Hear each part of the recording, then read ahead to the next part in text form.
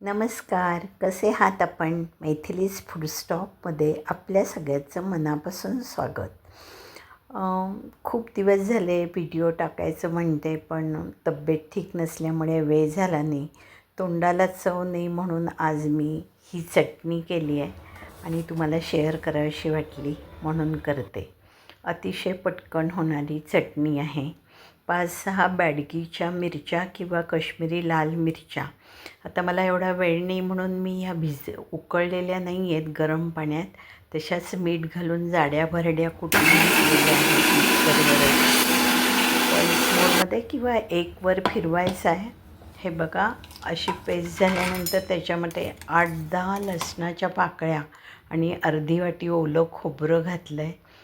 जाडसर चटणी आहे, थोडीशी फाईन म्हणजे पेस्ट होण्यासारखी करायची म्हणून मी थोडं पाणी घातलं आहे. त्याच्यामध्ये मीठ, मिरची, लसूण आणि ओलं खोबरं.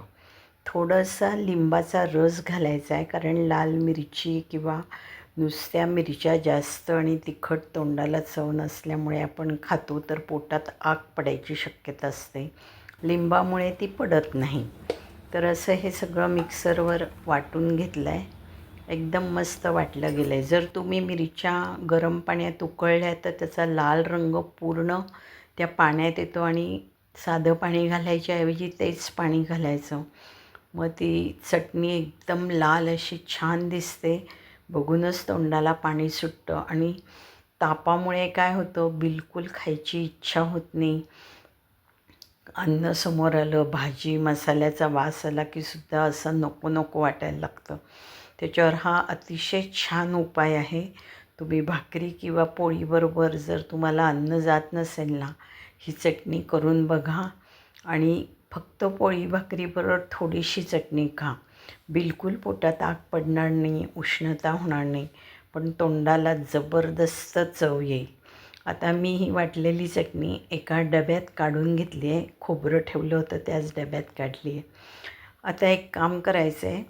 एका कडल्यामध्ये लोखंडी ह्याच्यात अर्धा डाव किंवा 2-3 चमचे तेल गरम करायचं.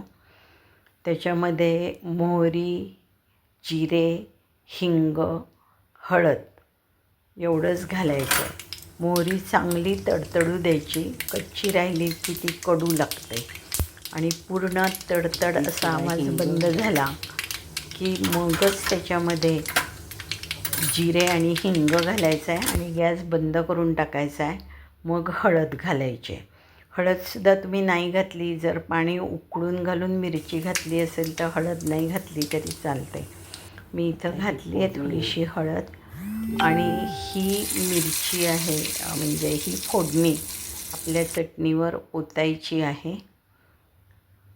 अगदी खमंग, सुंदर आणि अतिशय, म्हणजे माझ्या तर तोंडाला खरंच या चटणीनं खूप छान चव आली आणि राहवलं नाही म्हणून मी हा व्हिडिओ तुमच्याबरोबर शेअर करते आहे.